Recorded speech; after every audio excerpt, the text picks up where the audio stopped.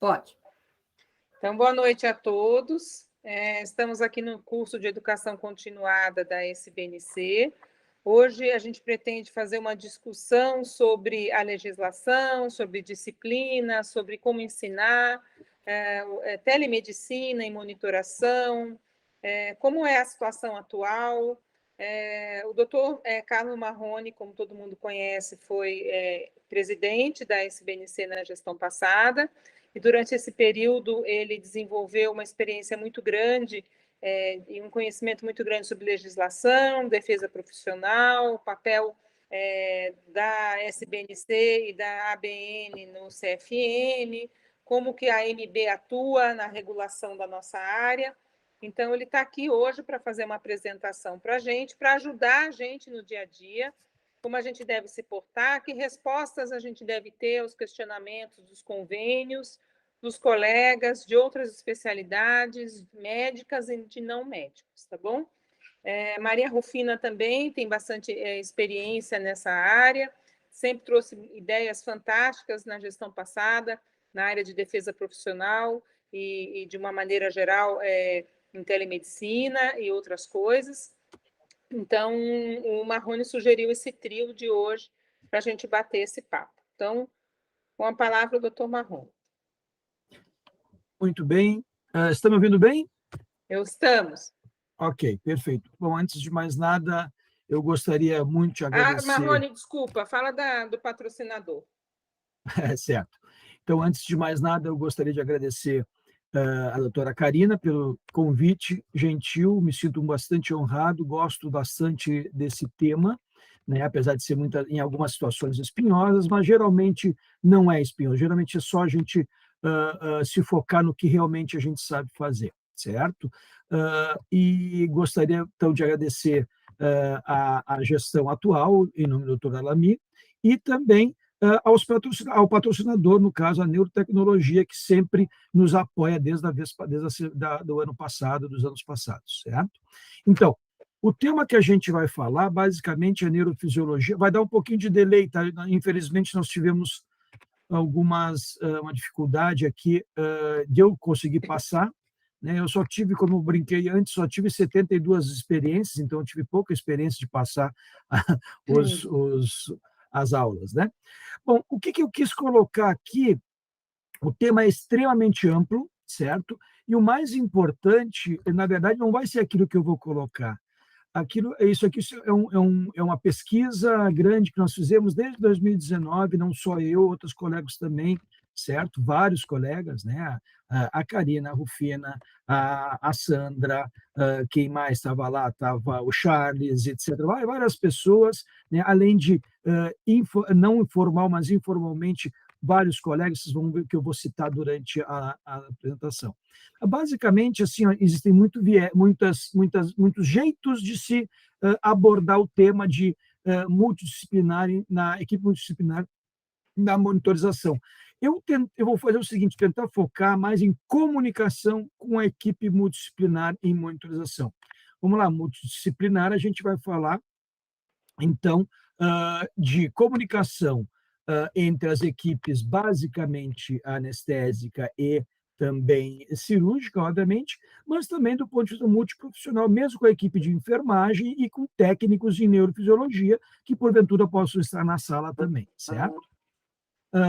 Então, a comunicação na equipe multidisciplinar e monitorização serve para melhorar a comunicação, obviamente, a conversa entre as equipes multidisciplinares, que vai aumentar a segurança, a qualidade, a eficácia e eficiência do cuidado perioperatório, diminuindo eventos adversos e melhorando os resultados perioperatórios. É isso que a gente quer, certo? Pode passar, por favor. Então... Tem um delayzinho nesse aqui, ele já passa. Certo. Bom, novamente, a gente vai utilizar algumas coisas que estão escritas, que eu tomei como base em várias pesquisas, várias avaliações, e também muita coisa daquilo que eu falei está nesse livro agora, que foi lançado recentemente, né? Ele está meio pão quentinho, saindo do forno, né, Silvia? Onde a Silvia e a Rufina, junto com o Malda 1, coordenaram um esforço gigantesco. Eu fui prova disso, nossos colegas que estão aqui também são provas disso, né? Tanto, não sei, eu não consigo ver todo mundo aqui, mas o Ricardo, a Malu, a Karina e outros colegas que me perdoem, que com certeza tem muita gente envolvida. E se não fosse o capitaneamento das meninas e do Maldaú, mas basicamente das meninas, com certeza o livro teria ficado pelo caminho, certo? Então, eu gostaria de agradecer muito, muito mesmo de coração a Silvia, a Rufina e o Maldaú pela coordenação que fez com que a gente pudesse ir adiante, tá bom? Então, muitas das coisas estão nesse capítulo, mas isso aqui podem ser questionados todas as coisas que a gente vai conversar, certo? Esse é o meu ponto de vista, sim, baseado muito em literatura e também naquilo que a gente acaba fazendo, certo? Então, basicamente, e eu sei que tem muita gente que pensa que nem eu, certo?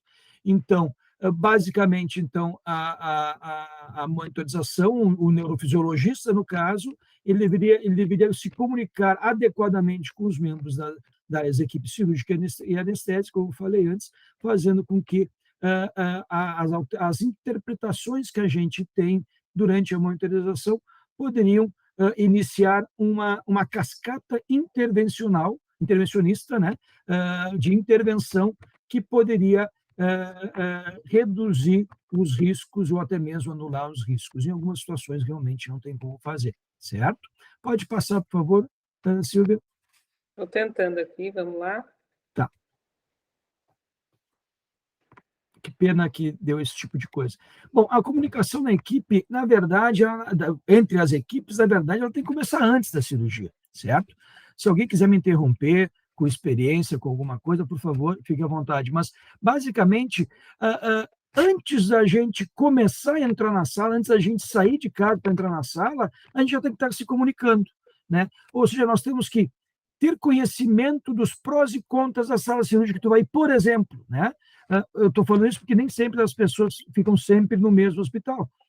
A gente aqui, como a nossa equipe aqui, por exemplo, os colegas aqui de Porto Alegre, são muito itinerantes, assim como são, como eu imagino que seja a maioria dos colegas do Brasil afora, certo? E também na América Latina.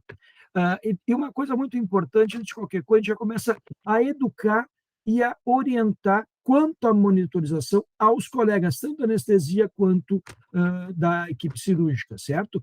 Não necessariamente a gente vai, agora, depois de anos já de convívio, né, o nome monitoração está cada vez mais presente nas cabeças dos anestesistas e dos cirurgiões, né? Mas mesmo assim a gente já teve e está sempre tendo esse papel de educar, até mesmo antes, certo? Durante, então, a gente vai verificar. Isso aqui já é batido, todo mundo sabe. Eu me lembro a primeira vez já lá em 2007. Antes disso, a gente já tinha, por exemplo, o Ricardo já batia essa tecla aqui no segundo CLAC que teve aqui, né, em Porto Alegre. Então, a verificação do posicionamento das equipes da sala, isso aí tudo tem a ver com comunicação. Nós temos que nos comunicar, falar a verificação dos pontos físicos que podem auxiliar e também de possíveis problemas para a monitorização e da monitorização para as demais equipes. Onde é que eu vou me posicionar? Vai atrapalhar? Vai passar um raio-x? Aqui está o microscópio, etc. Né? Também a gente tem que se comunicar com o técnico antes, durante e depois da monitorização, caso houver um técnico de monitorização, um técnico em neurofisiologia. Obviamente, a postura ao comunicar os sinais de alerta é extremamente importante. Isso eu vou bater muito nessa tecla. Parece uma coisa simples. Eu sei eu sei fazer monitorização e está feito. Não é assim. Isso é muito importante, obviamente. Não saber nada não serve para nada, óbvio. Mas, se o carro não tiver pneu, não tiver gasolina, não tiver motor, não vai andar, certo? Então, nós temos que nos comunicar. Fazer... também, né, durante a cirurgia, o que fazer para auxiliar as equipes, mesmo que não seja na alçada da monitorização, certo? Está acontecendo alguma coisa, não está na sala, ou com a parte anestésica, ou com a cirurgia, ou até mesmo com a equipe de enfermagem, por que não ajudar? Se não te atrapalhar, obviamente, a tua conduta, né, o teu momento de monitorização. Novamente, educação e orientação, eu coloquei de novo educação e orientação às equipes, certo? E depois também avaliar a atuação das equipes à luz da monitorização. A gente pode, sim, aprender toda hora, nós estamos aprendendo. Ontem já teve um problema que eu já, aprendi mais uma coisa, né? Então, não é somente a gente ficar olhando tela como a gente sempre fala, certo? Bom, também anotar os fatores que auxiliaram e que atrapalharam. Olha, está acontecendo isso. Dessa vez está entrando uma interferência nessa sala aqui. Vamos conversar com quem? De novo, comunicação. Vamos conversar com a equipe do hospital, etc. Né? Pode passar, por favor, Silvia. Eu acho que essa tela de fundo é que deu problema, deve estar andando. Bom, mas vamos lá. Porque esse fiozinho anda, né? Pois é, eu não sabia que andava, pensei que estava quieto lá. Então, eu fiz um erro. Bom, vamos lá. O papel geral da monitorização. Como a gente sempre coloca a gente aqui no Brasil, certo? Temos, depois eu vou apresentar isso em legislação. A gente, basicamente, a monitorização nada mais é do que um ato médico. O cara entra no teu consultório, vamos falar em termos de clínico, por exemplo, todos nós aqui, a grande maioria, pelo menos, veio da clínica, né? O paciente vem, tu faz uma história, exame físico / neurológico, no caso, vai pegar os exames, vai avaliar os exames pré-operatórios, né? Certo? Vamos traçar uma estratégia de tratamento, entre aspas, de diagnóstico transoperatório, durante a realização dos exames diagnósticos transoperatórios, que é aquilo que a gente faz totalmente, literalmente, vão ter os sinais, entre outros sinais de alerta, os maiores, os menores, dependendo do tipo de cirurgia. Eu não vou entrar aqui especificamente em qualquer tipo de cirurgia, só vou passar por cima. Isso aqui não é feito para a gente aprender como fazer a monitorização X, e sim como a gente pode ter ideia de condutas que a gente pode ter. E, obviamente, na conduta propriamente dito, né? Encontramos um sinal de alerta, está dando algum problema, ou pode vir a ter um problema maior, a gente pode instituir o tratamento, ou seja, a conduta. Olha, aumenta a PM, quem sabe a gente não põe soro morno, no sério, vai dar crise convulsiva, quem sabe põe soro gelado, ou em último caso, puxa, eu tenho que fazer um teste de despertar nesse cara aqui. Bom, nós temos maneiras da gente se comunicar com o resto da equipe cirúrgica, anestésica, para poder a gente, então, desempenhar a contento e, no geral, o papel da monitorização. Pode passar, por favor. Bom, aqui eu estou colocando alguns artigos, eles um pouco mais novos, um pouco mais antigos, mas, basicamente, por exemplo, em relação à equipe anestésica, não tinha até agora muitos artigos, e aqui tem uma comunicação entre um artigo que saiu no Journal of Anesthesiology Journal of Anesthesiology Clinical Pharmacology, agora de 2018, onde ele mostra assim, olha, a comunicação, inclusive tendo um fluxograma, fez com que mudasse algumas coisas entre os neurofisiologistas, a comunicação entre os neurofisiologistas e anestesistas, vice-versa. Então, aqui coloca, por exemplo, a profundidade anestésica, está saindo soro, a gente fica brincando, como é que o cara não viu? Daqui a pouco a gente vê o soro saindo, caiu fora o soro, por exemplo, do Propofol, né?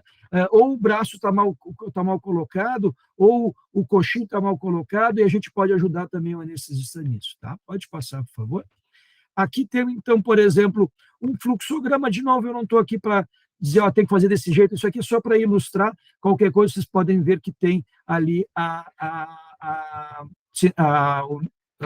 literatura, certo? Como é que eles então se comunicaram em termos anestésicos, um fluxograma, um flowchart, e eles conseguiram, sim, ter uma ideia de como melhorar, então, através da informação, da comunicação, como melhorar o paciente, certo? Como melhorar o atendimento ao paciente. Pode passar, por favor. E isso aqui, a próxima, então, é só um exemplo, existem muitos algoritmos. Eu peguei o algoritmo que o Ricardo e a Martin Segura tinham apresentado, gentilmente ele me cedeu isso apresentado lá na IFCN em Washington 2019, certo? De novo, nós não vamos esmiuçar isso, não é isso, já foi esmiuçado. É só para a gente ter assim, ó, esse aqui é o fluxo sanguíneo, esse aqui é a parte técnica que nós temos que saber, obviamente. Mas para isso a gente também tem que saber se comunicar, certo? E entram algumas coisas, então, até meio filosóficas que eu coloquei aqui, tá? Só um pouquinho que a minha cachorrinha entrou aqui e ela vai fazer barulho. Só um pouquinho, peraí. Mati, tira daqui, Mati. Vai lá. Desculpa, pessoal, perdão. Então, vamos lá. Então, pode passar, Silvia, por favor. No que nós estamos... O que a gente quer? Evitar que isso aconteça, que o erro... Eu estou botando, de maneira geral, o erro. Erro não significa culpa, por favor. Eu sou culpado porque teve um erro. Não, não é isso. É que vamos tentar evitar o máximo possível o erro de uma maneira geral. Em termos de conversa, por exemplo, isso aqui é muito importante. Tá? Pode passar, por favor. Então, tem uns artigos, muito bons. Desculpa, antes da gente começar a falar de como é que a gente comunica, esse erro, né? Por exemplo, o erro humano, a não comunicação, os sistemas, as complicações subjacentes à cirurgia. Então, isso aqui não é de monitorização. Isso aqui esse e outro artigo, parece que tem o próximo slide também, do Surgery, 2008 e 2013, não me falha a memória, onde mostra o que normalmente acontece, certo? Por exemplo, esse aqui da Universidade do Sul da Flórida, então, onde 332 pacientes foram avaliados, quer dizer, 9.830 pacientes, 3,4% deu algum problema, 78% algumas técnicas mais alteradas, mas o mais importante é que qual era o grande problema? Era um erro de julgamento, era uma inatenção ao detalhe, um incompleto entendimento, certo? Então, nós temos que colocar também isso para nós, neurofisiologistas, certo? E isso fez com que quase 35% das vezes houve uma prolongação da hospitalização, 25% alteração temporária e assim por diante, tá certo? Então, só para vocês terem uma ideia em termos de números em relação aos erros. Pode passar, por favor, Silvia. Outra coisa bastante importante, né? Então, por exemplo, a análise dos erros registrados por neurocirurgiões em 3 hospitais, né?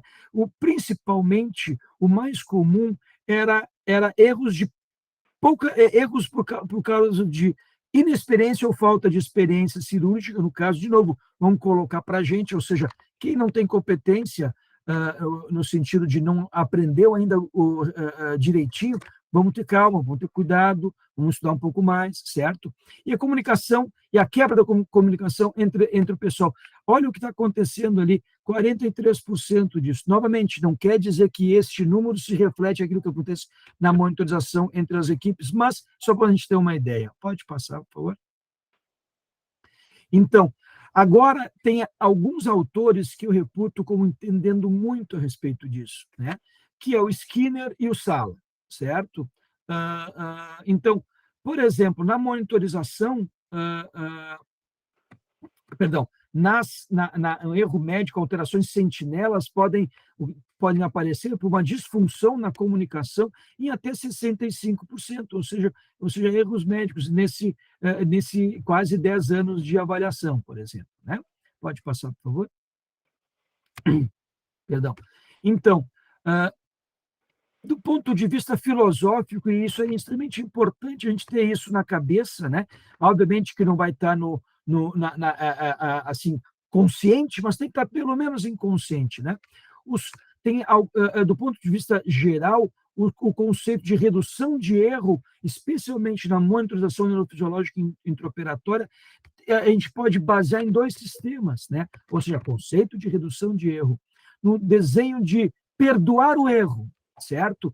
O que é o perdoar o erro? Nada mais é do que a gente se dar conta que está acontecendo algum erro, entre aspas, de novo, não é culpa, certo? Está acontecendo algum problema, há coisas que não estão confluindo adequadamente na cirurgia, e tem algum sinal em que a gente, entre aspas, perdoa o erro, volta atrás e refaz as coisas que podem fazer, prevenindo, então, uma lesão catastrófica, certo? Então, e a outra coisa é aquilo que a gente sempre fala, ou seja, multimodalidade, ou seja, um sistema redundante. Vamos fazer redundância nessa situação de monitorização. Obviamente, a redundância é extremamente importante. É aquela história de ficar com o pincel na mão. Eu preferia ficar com o pincel na mão com a lata de tinta e com várias escadas, certo? Vários pincéis, esse pincel não dá, pega o outro. Então, redundante para a gente poder ter mais poder de predizer as alterações dentro da multimodalidade. Tá? Pode passar, por favor. Então, outra coisa também, agora entra uma coisa extremamente importante, e isso aí depende de cada pessoa, sim, mas depende do jeito da pessoa. Tem pessoas mais quietas, pessoas mais sociáveis, mais brincalhonas. A questão não é ser brincalhão, ser sociável, e sim ter uma interação social e com essa redundância, com essa tecnologia de perdoar, entre aspas, o erro. Essas interações sociais fazem com que a comunicação seja mais tranquila, mais fácil, e aí a gente consegue explicar e colocar melhor para as pessoas, e determina isso a redução da taxa de erro, certo? Evitando principalmente alguns tipos de erros. Então, esse tipo de coisa, de novo, é filosófico, mas é na prática. É na prática. Não dá para a gente ficar, como eu sempre falo para os meus fellows aqui, e todo mundo fala também a respeito disso, isso aqui não é novidade, mas tem que se comunicar. Te lembra, tem gente mais nova aqui, mas não tão nova também, daquele velho chacrinha que dizia que quem não se comunica se trumbica, né? E então, apesar de ser uma frase extremamente batida, mas isto é extremamente importante. Vamos passar, por favor. E para que isso tudo aconteça, tem que haver uma boa comunicação, certo? E isso aqui tem vias que faz com que um bom diagnóstico, ou seja, a nossa parte técnica, ela vai levar a um caminho teste-tratamento, certo? Esse caminho teste-tratamento, obviamente, se bem adequado, tanto o teste, o conhecimento técnico, também vai poder levar, através da boa comunicação, com a melhora do paciente. E essa intervenção, essa cascata de intervenção, nada mais é do que aquilo que eu falei antes em termos de exame clínico, do ato médico, que é um teste, interpretação, a comunicação, a intervenção e o resultado, certo? Pode passar, por favor. Aí entra uma coisa extremamente importante. Novamente, às vezes a gente passa por cima e diz, isso aqui é besteira. Não, não é besteira. Eu estou ficando velho e quanto mais eu tenho que ir para locais onde o pessoal não me conhece, tudo bem, a gente vai, burro não sou, eu sei me comunicar, eu sei falar, mas eu prefiro fazer antes uma possibilidade, fazendo várias vezes, a gente tem que ter mais, mostrar confiança daquilo que tu faz e dar confiança às equipes. Né? Então, essa palavra é extremamente importante. Né? Pode passar, então, por favor? Então, por exemplo, para que a gente, nos componentes da comunicação, em situações de risco, né? Ou seja, situação de alto risco, a gente vai ter que ter uma percepção, se dá conta do que está acontecendo, então entra de novo a técnica, certo? E também fazer com que tenha confiança da equipe naquilo que tu está falando. Então, isso aqui, vamos pensar algumas coisas assim, que são bem interessantes, né? O trabalho do Kahneman, né? Isso aí não é um trabalho médico, esse aqui é um trabalho mais filosófico, né? Ele fala que no momento que tem um problema, uma percepção de risco de um problema, que pode levar a algum problema ou não, a gente faz isso aqui, por exemplo, ele falando em aviadores, por exemplo, mas isso aqui serve para o cirurgião, serve para nós também. A gente faz um pensamento rápido e pensamento lento. O pensamento rápido tem a ver com as intuições que tu já teve, alguma coisa já aconteceu, tu não chegou a conscientizar, mas tu já tens ideia do que a gente pode fazer. E depois do pensamento lento, bom, agora nós vamos racionalizar, nós vamos botar vários dados e a gente vai poder juntar isso, como diz embaixo, a decisão racional requer, então, a integração desses dois tipos de pensamento, certo? Tanto a parte emocional, que é mais rápida, quanto a parte intelectual. E isto tem a ver também com a parte social da gente conversar, certo? Não só conversar, como vocês vão ver aí diante. Pode passar, por favor? Então, essa confiança, né, ela realmente precisa, isso é extremamente importante, porque a gente vê ali embaixo, por exemplo, a sua confiança, a gente tem que estabelecer a confiança antes da crise. Isso é que eu estou falando mais, novamente, para o pessoal mais novo, mas a gente tem que ter confiança, os caras têm que saber que tu sabe, e tem que saber que tu pode ajudar, certo? Isso é muito importante, porque não adianta tu tentar estabelecer uma confiança no momento da crise. Eles querem saber o que te importa, o que tu cuida, antes que eles se importam com o que tu sabe, certo? Eles não podem ter esse tipo de ideia. A gente também, a recíproca é verdadeira, né? Certo? Pode passar, por favor.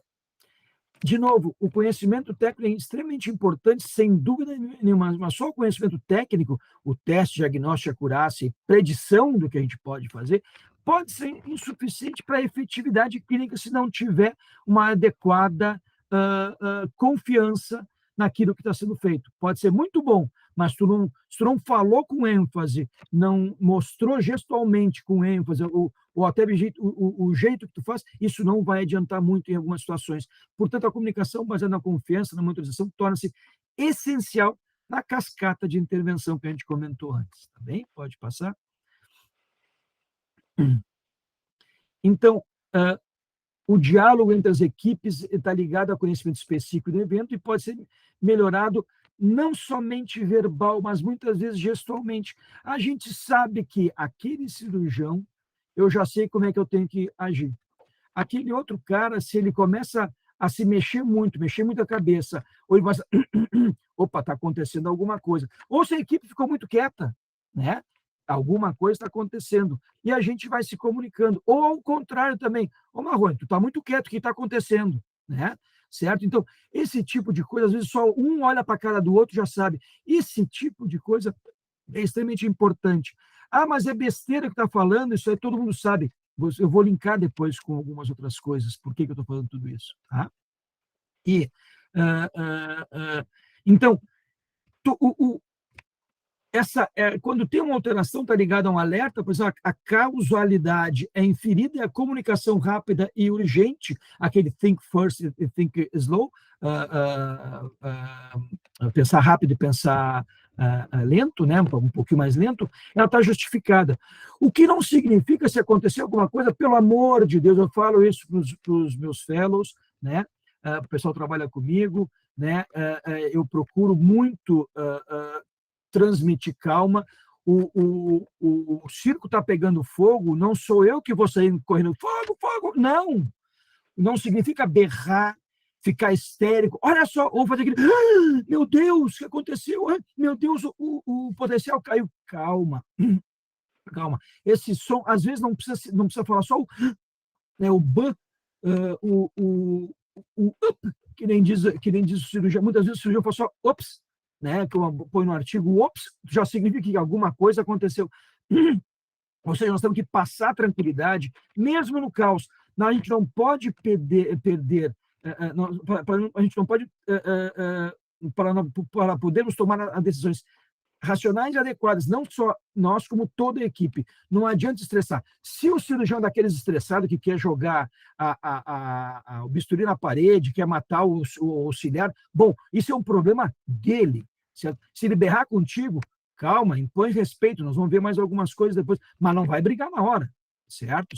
E depende de cada pessoa, novamente, essa é a minha opinião. Tá?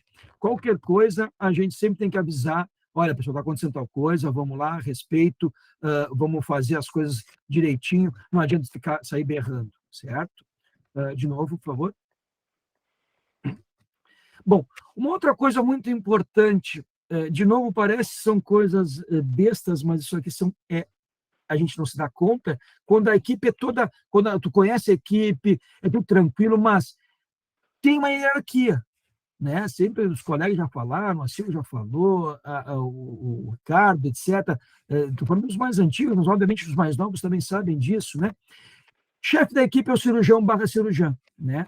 Certo? Então, a decisão e responsabilidade é do cirurgião, da cirurgiã, em última análise. Não significa que a gente não tem responsabilidade. Sim, cada equipe tem o seu lugar e sua responsabilidade, obviamente, certo? A confiança, isso é muito importante, como a gente falou antes, ela vai se adquirir com o tempo, ou seja, está mostrando que está dando certo, com a demonstração de conhecimento, com a atitude dentro, isso aqui é muito importante, certo? De novo, a gente pode estar brincando, que nem eu falo para os meus alunos, né? Até brinco, pô, mas quando tu saiu da sala, mas quando chegou na hora mais importante, eu nem te chamei, tu já está aí. Sim, a gente já sabe o que está acontecendo, né? Então, personalidade, tu tem que ter uma atitude, tem que ter personalidade, não pode se baixar a cabeça, mas também não quer te meter uma de galo, né? Clareza nas opiniões, no alerta, e também posição na hierarquia. Bom, mas eu vou continuar fazendo o que eu tenho que fazer, diz o cirurgião. Ok, perfeito, tu é o chefe, então a gente vai respeitar, mas a gente explicou a tal situação. Né? O que, nessa situação, hierarquia não é submissão, obviamente que não.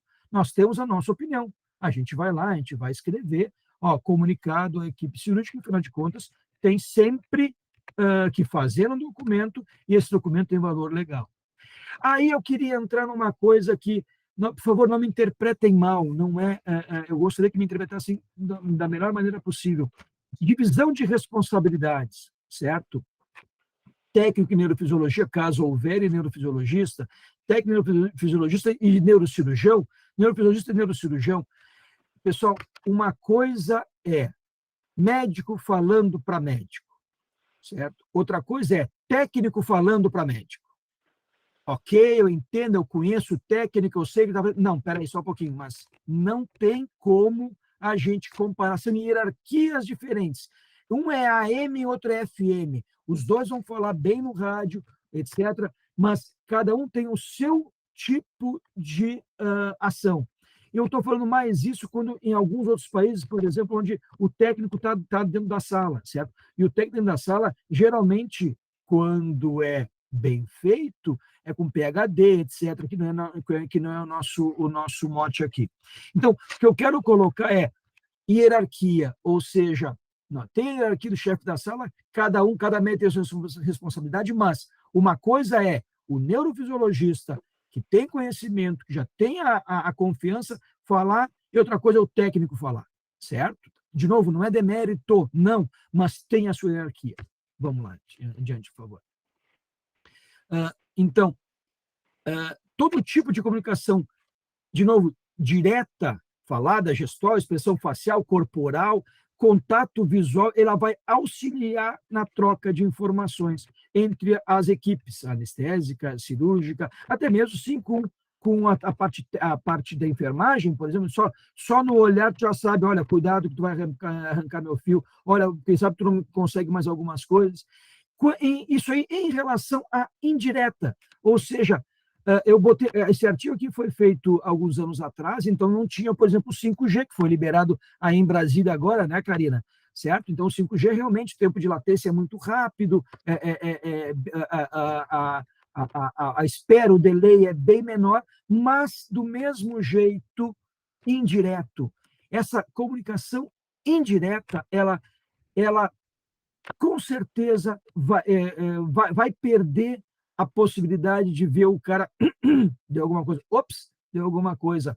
Ou tu só olha para o lado, o anestesista está fazendo alguma coisa que tu conhece que ele está preocupado. Esse tipo de coisa vai fazer com que haja uma pobre comunicação. E essa pobre comunicação, ela vai disparar, ela pode sim disparar o primary trigger ali, o disparo principal primário de repente, uma malpractice, certo? Pode passar, por favor. Muito bem.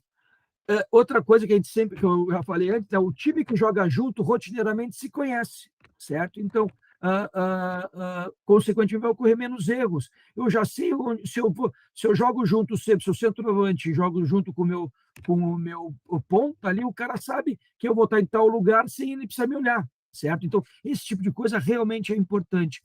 E, novamente, quando tem uma boa evidência de que o time todo está funcionando adequadamente, os resultados para o paciente são muito, muito melhores. Ah, é chover no molhado? Não é chover no molhado. Estou batendo de novo na tecla, porque isso eu já vi situações ocorrendo entre as equipes e entre também neurofisiologistas, certo? Então, isso a gente tem que bater nesse tipo de tecla.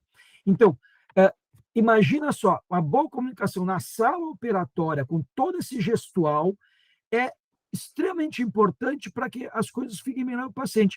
Agora, monitorização com o profissional fora da sala, certo? Onde ele tem que começar a se dar conta do que está acontecendo, por mais que esteja junto, e mais se tiver mais outras monitorizações sendo feitas ao mesmo tempo, né? Algumas pessoas colocaram, mas dá para fazer três colunas e um cérebro, tem que ser só um. Só um pouquinho, cara. Né? Quando dá um erro crítico, um problema crítico, tu tem que resolver na hora. E resolver na hora pode ser só olhar para o lado, tu vê, opa, caiu o cabo, por isso não está estimulando, ou não está muito bem conectado, ou o cara... Bom, tem várias coisas que podem acontecer. Então, a monitorização com o profissional fora da sala é frustrante em situações críticas. Isso há 10 metros, 50 metros, dentro do hospital ou a 500 quilômetros, certo? Pode passar, por favor. Então, de maneira geral, essa técnica de monitorização boa, ótimo, excelente, mas tem que ter, e aliás, isso aí é fundamental, sem isso não adianta entrar na sala. Mas a comunicação aberta nos vários modos, como eu falei para vocês antes, ali, gestual, etc., vai evitar o erro, ou pelo menos reduz drasticamente o erro. Além disso, como foi colocado inicialmente, nos treinamentos dos neurofisiologistas, isto tem que estar muito, muito bem claro. A gente tem que dar o exemplo, obviamente, e também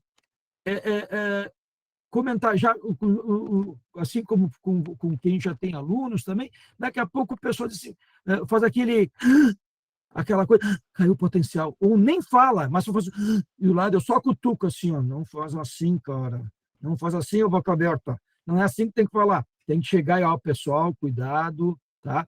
Tem que dar a sua comunicação de forma adequada, e com isso, quanto mais familiar com a equipe, maior confiança e maior tranquilidade para a equipe, e, consequentemente, melhora para o paciente, tá? Certo? Vou passar, por favor. Eu queria colocar algumas coisas em relação a aspectos legais, certo? Tem muita coisa que a gente pode falar, mas, de novo, tem muita coisa antes disso, mas, basicamente, né?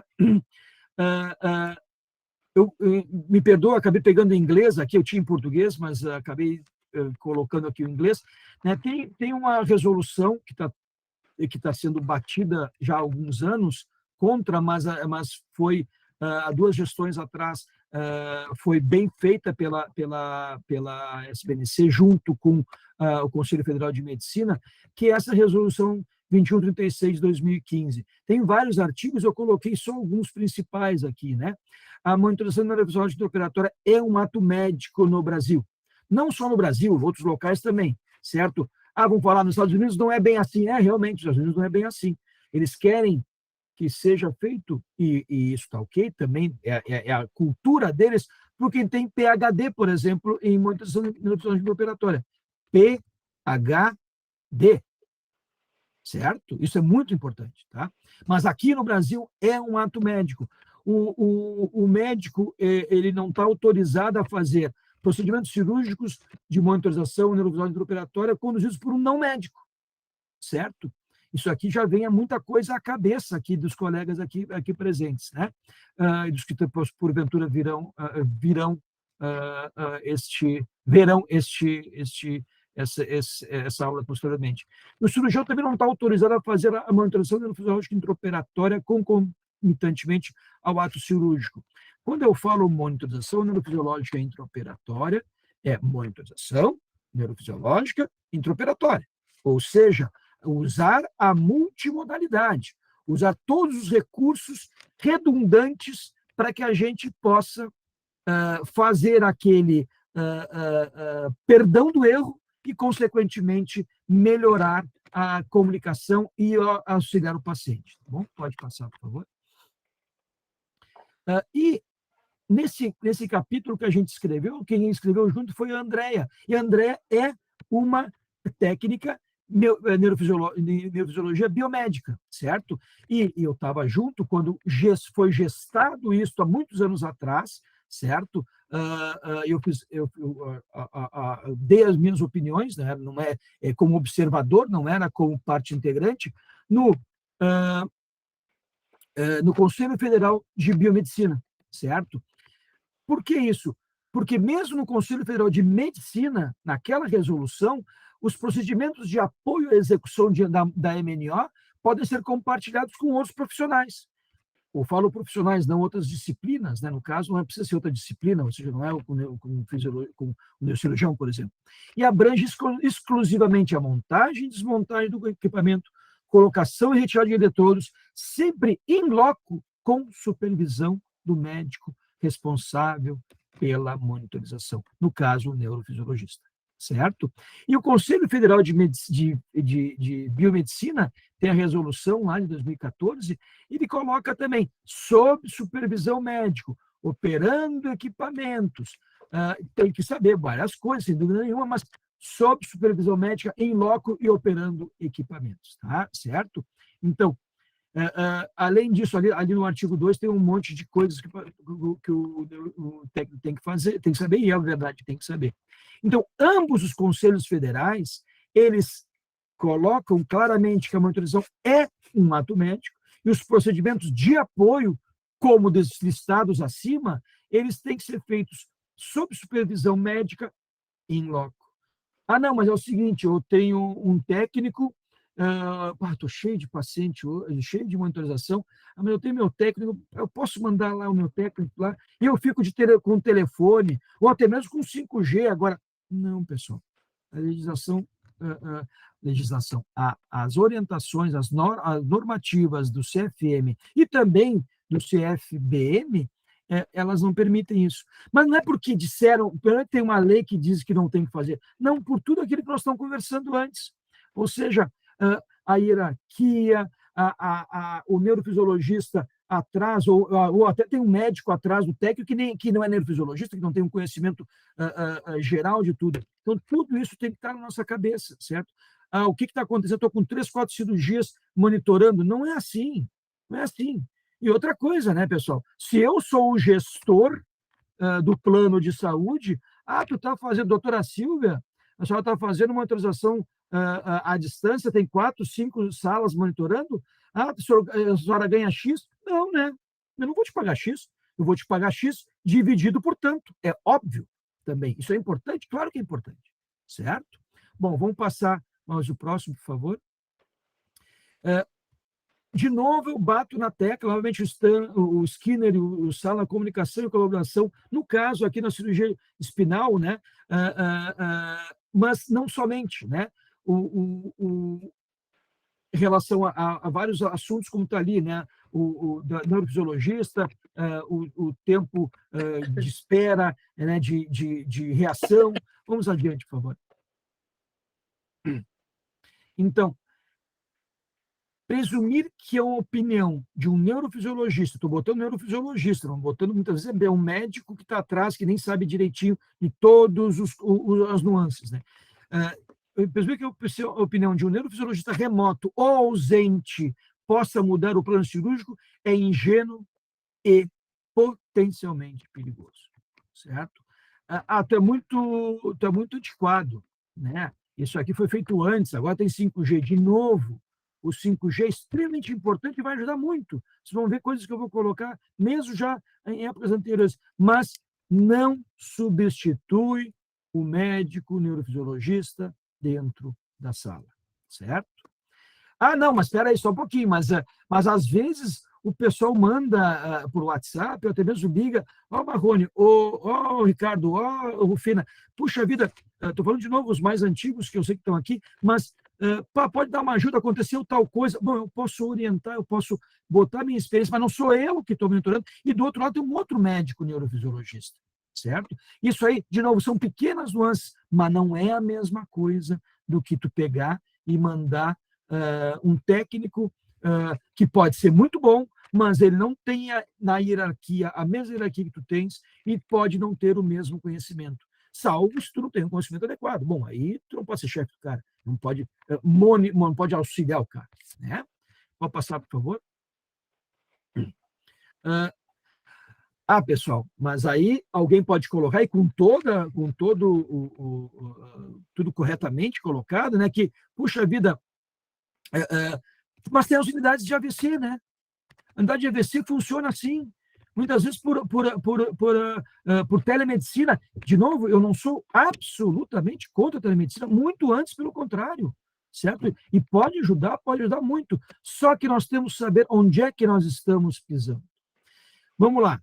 Se tu tens do outro lado um médico que está pegando um paciente que encontrou o cara com AVC, ele vai fazer algumas perguntas básicas. Olha, está na janela, não está na janela, como é que está o quadro clínico do cara, como é que foi a ressonância, vou usar ou não vou usar trombolítico? Ou seja, existem algumas perguntas básicas que o outro lado, ou seja, o consultor, digamos assim, que foi chamado, né, tanto no AVC ou até mesmo para a UTI, fala para o outro médico, certo? Que está lá dentro. E tem alguns dados que são estanques, são isso, preciso saber disso, certo? E eu vou falar se eu faço ou não faço, se eu dou trombolítico ou não dou trombolítico, qual é a dose, etc.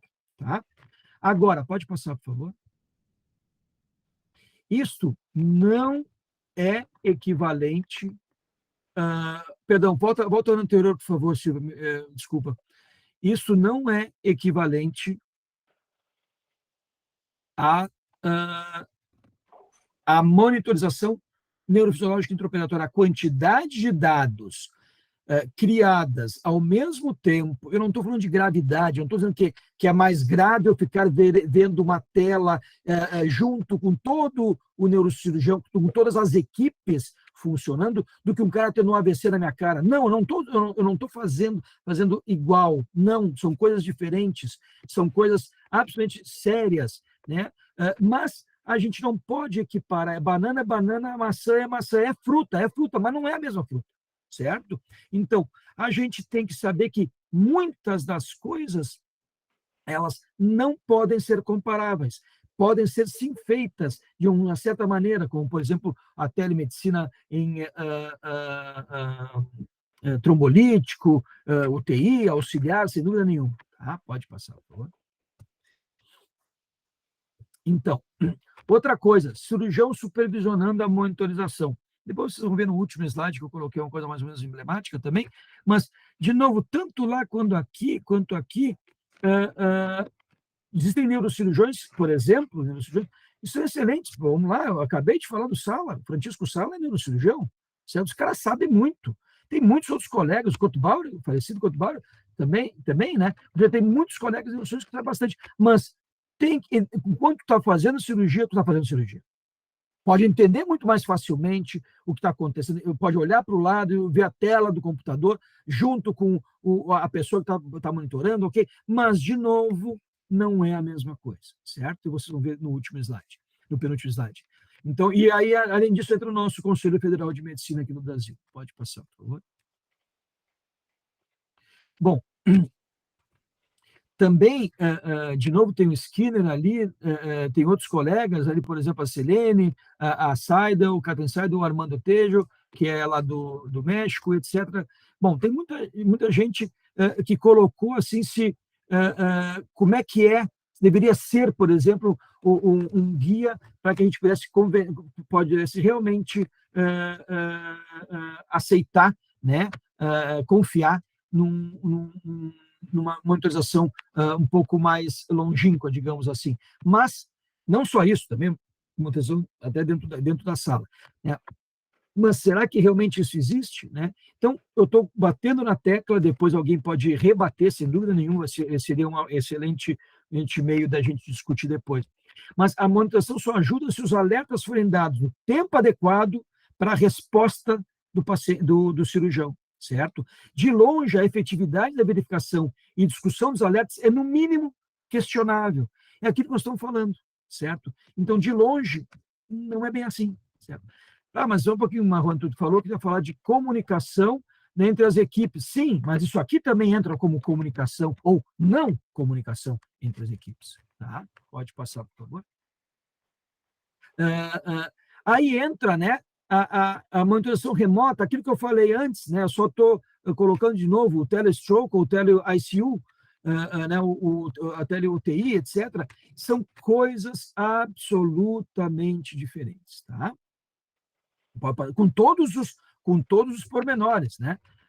Uma vez tinha me falado assim, vamos fazer uma monitorização, vamos ver se a gente embola uma monitorização à distância. Eu cheguei, cara, para botar a bola, a primeira coisa, eu botei tudo isso que eu coloquei antes. Isso aí já faz, sei lá, uma década atrás, né? Só que para isso eu vou ter que ter uma tela onde eu estou fora, onde eu vejo a pessoa, o médico que está, ou no caso técnico seria, que mexendo no aparelho. Eu quero ver se ele está mexendo no celular, etc. Eu quero ver a tela com tudo. Eu tenho que ter uma tela, a câmera focando o cirurgião e a outra na cirurgia, certo? Eu tenho que ter uma tela com uma câmera focando o anestesista. Eu tenho que ter uma tela focando a sala onde eu possa mexer. Puxa vida, se eu tiver que ter esse monte de tela, o que eu estou fazendo em casa? Vou para dentro da sala. E não precisa ter isso, é muito caro, certo? Mesmo com 5G. Pode passar, por favor. Então,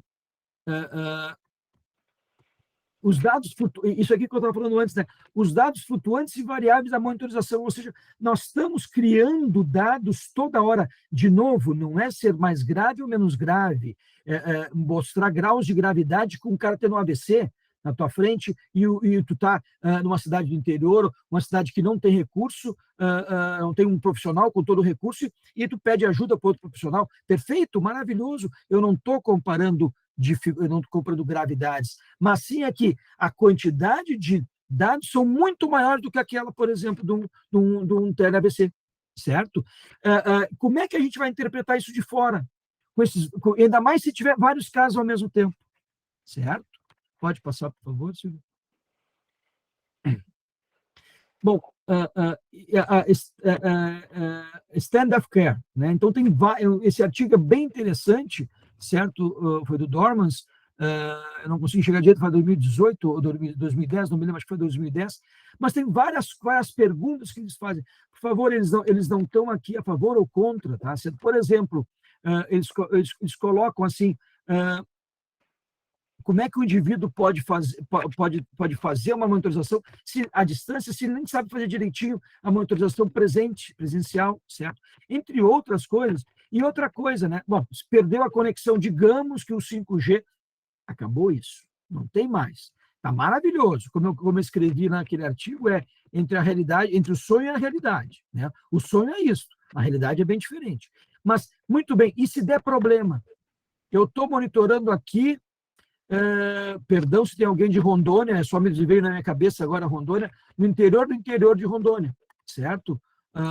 Em Ji-Paraná, onde eu tenho um primo que mora lá, e aí foi chamado a Carina para auxiliar. Muito bem, deu algum problema qualquer, sei, né? Não foi técnico, sei lá o que aconteceu. O último, quem é que tem a responsabilidade legal? A Carina que está em Brasília, o cara que está, o médico neurofisiologista, digamos, que esteja lá em, por exemplo, de Paraná, ou que é uma cidade que não é pequena, é grande, certo? Mas quem é que tem a responsabilidade legal? A responsabilidade legal é de quem? De quem? E outra coisa, nós aqui, CRM, eu vou poder agir em Santa Catarina? Meu CRM é do Rio Grande do Sul, certo? Tem muita coisa que nós temos que resolver. Quem sabe um dia a gente resolva isso, mas temos que ter cuidado. Pode passar, por favor? Isso aqui, por exemplo, também no stand of care, aquilo que eu falei ali, ó, a monitorização, eu botei cuidado, o Brasil é diferente. A neuromonitorização não quer dizer que seja feito somente por médicos, é uma especialidade, nesse caso, uma disciplina especial, desenvolvida muitas vezes por profissionais não médicos com nível de doutorado, por exemplo, Calance, certo? certo? Estou colocando um aqui na minha cabeça, o Inglen, certo? Eles não são médicos, certo? Muito bem. Ah, mas então aplica no Brasil. Não é bem assim. Não é bem assim, certo? E outra coisa muito importante,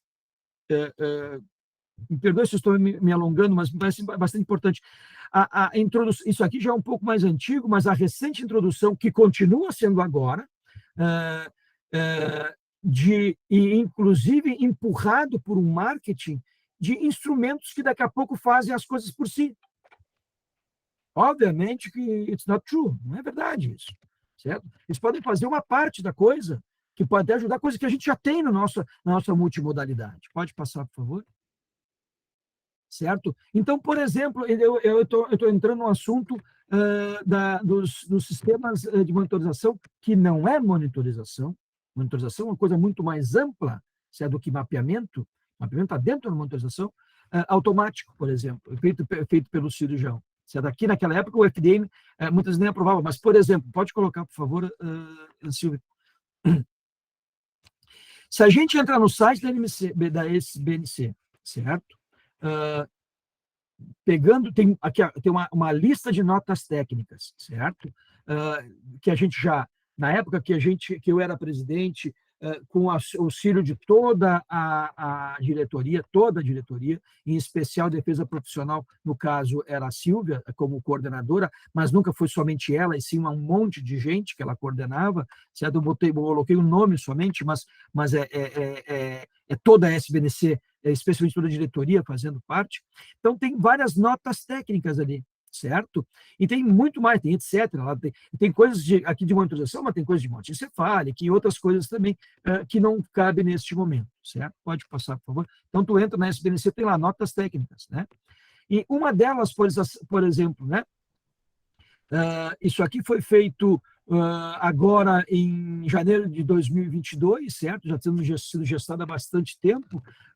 Por exemplo, mapeamento isolado de eletromiografia estimulada na cirurgia de coluna no geral, certo? Aí esse beneficiário se coloca, aí tem um arrazoado grande ali, não é assim, não é porque eu não quero, é birra minha. Não, está aqui com um monte de literatura apensada. Então, esse beneficício funciona contra a realização de isolada exclusiva do mapeamento através de eletromiografia estimulada, sem a associação de outros testes, ou seja, sem a multimodalidade, sem a redundância, sem a capacidade de perdoar, como eu falei lá, perdoar o erro, de revisar aquela coisa que nós conversamos antes. Pode passar, por favor? Um outro exemplo, então, pode passar, por favor. Um outro exemplo, já feito o ano passado, isso aqui foi feito em agosto do ano passado, mas, de novo, gestado há mais tempo também. Mapeamento cortical e subcortical, o motor pode ser realizado com técnica exclusiva e isolada em cirurgias de tumores cerebrais? Não pode. Porque isso aí não é... Isso aí de novo, isso aí é uma parte da monitorização, certo? Então, somente isso não há condições de fazer. Não, mas aí tudo bem, o cirurgião faz, ele ouve o ti ali, o bi, que está chegando perto, ou aparece lá uma vocês não chamam de sinaleira, aqui a gente chama de sinaleira semáforo, que é mais sinal, verde, amarelo e vermelho, né? Não, meu querido, não é assim que funciona. Se eu botar lá a estimulação próximo do feixe piramidal ali, da cápsula interna, a 10 milímetros, tá tudo bem, não aparece som nenhum. Se chegar a 8, a 5, a 3 milímetros, aí dá um espoca, não dá. Assim a gente não consegue fazer. Novamente, tem todo um arrazoado bem amplo, bem grande lá na SBNC, certo? E eu peço para que isso aqui seja divulgado, seja muito claro. De novo, absolutamente, pode passar, por favor, absolutamente nada contra empresas, as empresas nos ajudam muito em algumas situações, porém, em algumas situações se vê que é o lucro. Aquilo que foi colocado lá naqueles itens, lá no stand of care, né? Apesar de ser, às vezes, uma boa ideia, e é uma boa ideia, certo? É uma boa ideia dentro de um contexto. Não, mas agora eu quero esquartejar e eu quero vender por um pouquinho, esquartejar no sentido, fazer somente esse tipo de mapeamento, por exemplo, né? E aí eu vou vender, vai ser muito mais interessante. Se tem um cara que tem um mínimo de 2 ou 3 neurônios conectados com uma sinapse meia boca dentro do convênio, eu vou assim, só um pouquinho, não vou pagar esse valor, se eu posso pagar com tudo um neurofisiologista, a não ser que o cara está fazendo algum dumping, né? Bom, e outra coisa muito importante, de novo, isso entra na comunicação, ou seja, a utilidade da monitorização foi estabelecida usando o modelo da prática local, ou seja, tudo aquilo que foi feito localmente com o neurofisiologista, ou no caso, em alguns locais, com PhD em monitorização intraoperatória, foi feito dando as classes de evidências, 1, 2, etc., mais adiante, foi feito em loco. Eu não sei como é que é feito fora, certo? Se não for em loco. Pode passar, por favor? Estamos mais no final. Bom, isso aqui eu peguei uma coisinha muito simples, foi em 2012, é muito tempo atrás, mas isso aqui é só para ter uma ideia, tem coisas mais novas, eu acabei não conseguindo colocar. Principais dificuldades enfrentadas no setor de vigilância sanitária municipal. Mas, Marrone, pelo amor de Deus, o que tem que ter de vigilância municipal sanitária com monitorização? O que tem a ver é o que está escrito em azul. Foi feito o questionário, etc. E o mais importante, foi as perguntas, e se colocou essas perguntas, e se demonstrou que, muitas vezes, o grande problema era necessidade melhor dos serviços, a estrutura de saúde, da estrutura de saúde e combate à corrupção. Eu não estou dizendo que aqui tem alguém corrupto de forma nenhuma, que as empresas são corruptas. Claro que não, certo? Agora, isto pode acontecer. Claro que pode. Não é só no Brasil, obviamente que não. O Brasil tem corrupção? Tem, claro que tem. Assim como também tem em outros locais, outros menos, outros mais, também em outros locais. O nosso parâmetro sempre dos Estados Unidos, legal, maravilha, tem muita coisa boa, mas também tem muita porcaria. Né? Tem muita porcaria, certo? Pode passar, por favor. Bom, e para finalizar, esse aqui é um artigo, foi feito em 2000, esqueci agora, eu cortei ali, quando é que foi feito? 2012, eu acho. Tá ali, 2012. Que está botando assim, os possíveis erros, os pitfalls da monitorização, por exemplo, do chronômetro do vestibular. Né? Então, o que ele coloca aqui? Ele está colocando, basicamente, que muitas vezes o neurocirurgião ele fica olhando a tela ou tendo alguém que monitora com conhecimento menor, muito menos, até ele pode ter um bom conhecimento, mas talvez um conhecimento não adequado, ele está concentrado numa coisa, e daqui a pouco ele pode, sim, fazer um pitfalls. E o que a gente sempre coloca, né? Por fim, a monitorização ruim é pior do que não ter monitorização. É melhor tu não ter a monitorização ruim do que ter, certo? Então, o último slide, me parece, agora. Eu queria agradecer, então, a equipe, né, a Cris Davis e a Ana Roupa, que trabalham comigo, e os outros colegas que passaram e que estão passando ainda passaram por aqui, e não só por aqui, por outros colegas também, certo? Que a gente pede fazer um intercâmbio, né? Como a Cris Egvart ali no finalzinho e também o Rafael Seixedes, tá bom? Muito obrigado, desculpa se eu me alonguei, mas esse tema realmente é um tema fascinante, parece periférico, mas bom a gente ver que é central. Obrigado. Bom, a gente abre para discussões agora. Rufina, pode começar, por favor. Bem, Marrone, foi excelente a sua discussão. Eu já chequei aqui, ninguém ainda colocou pergunta no chat. Acho que você fez um brainstorm fantástico. Nós fizemos essa imersão, né? Quando fomos estudar e preparar o texto de telemedicina, e é uma conclusão assim unânime, né? A gente sabe que o modelo que nós temos é baseado na monitoração presencial, é tudo muito dinâmico, a janela de intervenção ela é muito curta. E quando você vai transportar isso para a monitoração remota, são variáveis demais. Talvez, num futuro próximo, a gente vai ter que rever todo o nosso posicionamento de hoje. Mas hoje, com a realidade que nós temos, ainda é muito difícil vislumbrar uma monitoração remota com a mesma eficiência que a gente tem na monitoração presencial em loco.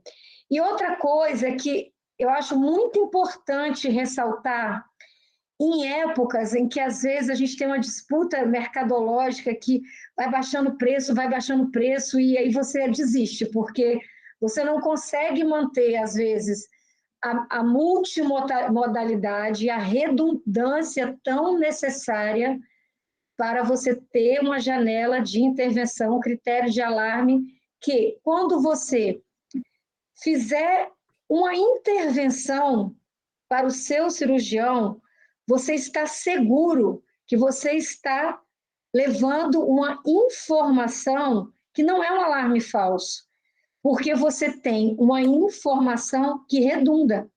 Se você está ali numa coluna, você tem uma representação de miótomo em mais de um canal. Você já tem um CEF para você monitorar o nível, a profundidade anestésica. Você já checou a impedância dos seus eletrodos. A informação, ela tem que ser redundante.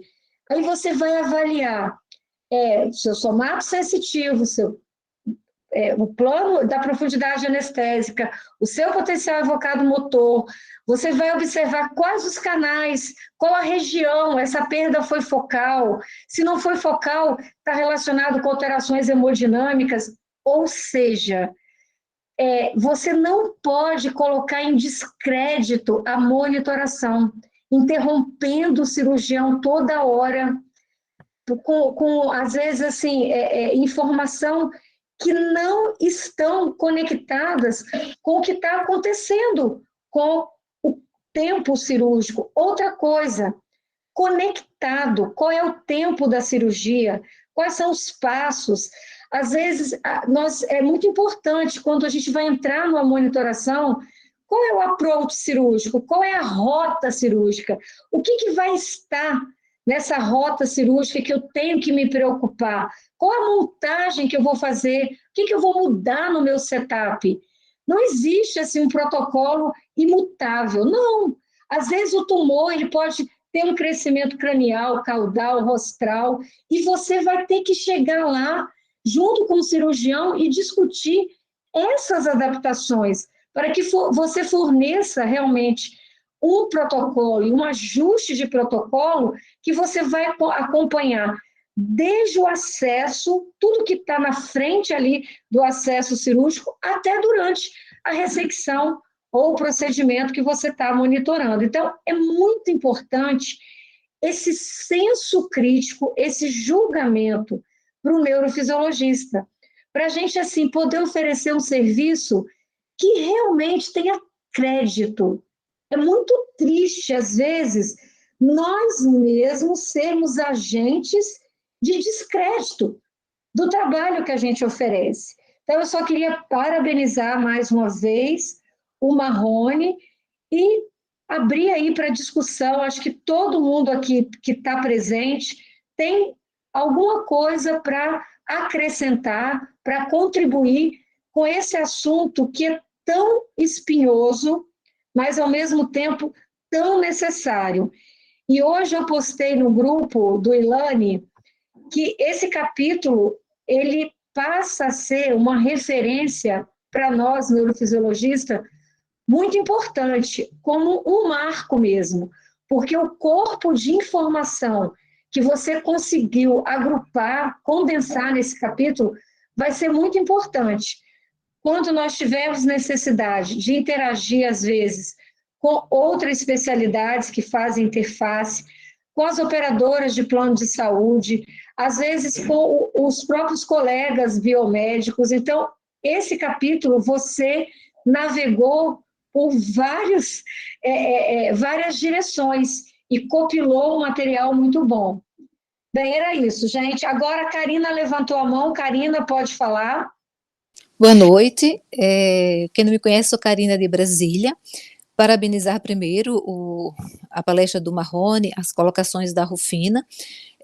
Diante da palestra, me veio aqui uma questão, quando se fala que às vezes a gente tem uma dificuldade com o cirurgião, alguns cirurgiões são mais indiferentes ao nosso serviço, tratam a gente com uma certa frieza, indiferença, mas eu acho que quando a gente vai para o centro cirúrgico, a gente vai pelo paciente, né?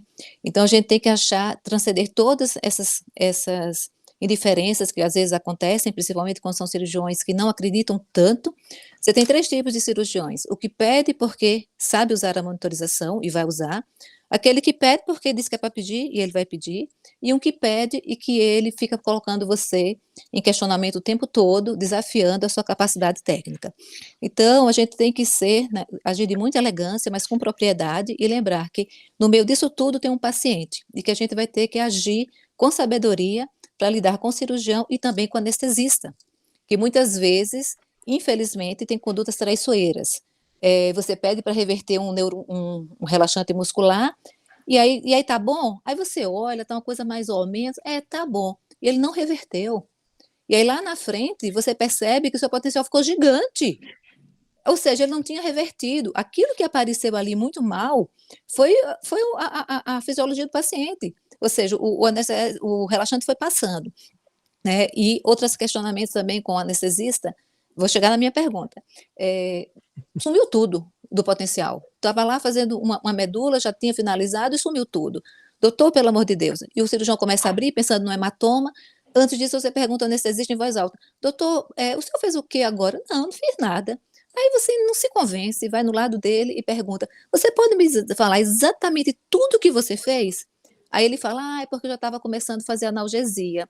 Aí eu fiz a medicação X, um alfa-agonista. Aí caiu tudo. Não, doutor, cirurgião, tá tudo bem, foi isso aí. Então, não só o cirurgião, mas também ficar atento em relação ao anestesista, tá? Fora as outras coisas, que desligam a tua tomada do computador para botar um celular, ou desligam a sua tomada para colocar a escopia. Acho que todos nós já passamos um pouco por isso, né?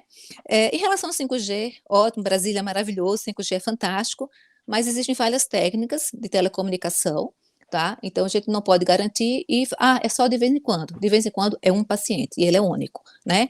Então também eu não sou a favor da telemedicina da forma como o Marrone colocou. Existe uma hierarquia, mas nós somos coautores. Se tiver um problema, o que nos salva muitas vezes é porque o cidadão não conhece Código Civil. Porque se o cidadão conseguir conhecer esse Código Civil, muita gente já estaria enrolada hoje, tá? Por o mau uso das suas técnicas ou das suas condutas. Mas a minha pergunta aqui agora, não sei se o Marrone, a Rufina ou talvez a Silvia possa responder. Quem hoje pode utilizar o código 20-20-20-40, tá? De acordo com as suas matrizes de competência e junto aos faturamentos? Eu vejo alguns cirurgiões faturando o 20-20-40, né? E isso leva a um conflito muito grande na hora da nossa negociação. Por quê? Porque nós nos tornamos um OPME. E aí, muitas vezes, a gente recebe o 20-20-20-40 pelo OPME, mas não pelo procedimento médico, até porque a grande maioria dos colegas, das quais eu me incluo, a gente tem um acordo direto com os convênios e eles nos remuneram pela OPME, né? Então, assim, não sei se consegue me explicar melhor. Dentro de um procedimento X, claro que cada convênio tem a sua política, quem pode faturar hoje? Porque, às vezes, eu me confundo muito e posso até estar fazendo julgamentos equivocados em cima desses faturamentos e das condutas dos colegas cirurgiões. Se me permitir, depois tem a Andréa ali, Andréa, já vamos deixar tu falar, só respondendo, ou tentando responder, né, Karina? Bom, a resposta não tem resposta, né? Do meu ponto de vista. Por que não tem resposta? Porque não é. A primeira coisa, nós somos enormes. Brasil, enorme. Se cada região da tua cidade já é diferente, imagina só todo o nosso Brasil. Aqui, por exemplo, tem nós fizemos alguns acordos entre nós, neurofisiologistas, e as operadoras mais importantes. Então, dificilmente, quando entra o 20-20-20 para o cirurgião, ele é estornado depois e o cara já pagou imposto de renda e retira imposto de renda, sabe o imposto de renda. Eu não sei como é que são outros locais, né? Então depende. O fato de ser OPME ou não, isso aí também é uma situação que a gente tem que resolver. Eu, cada vez mais aqui, eu estou sempre batendo, pelas pessoas que me conhecem, sabe que eu bato sempre na tecla.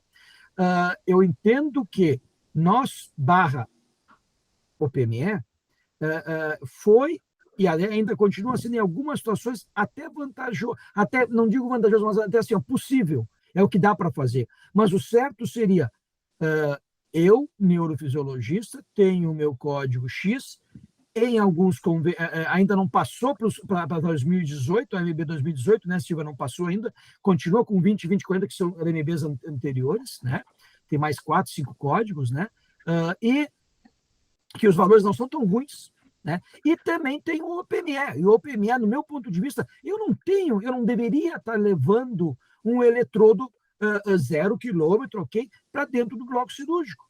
Em algumas situações isso acontece. Por quê?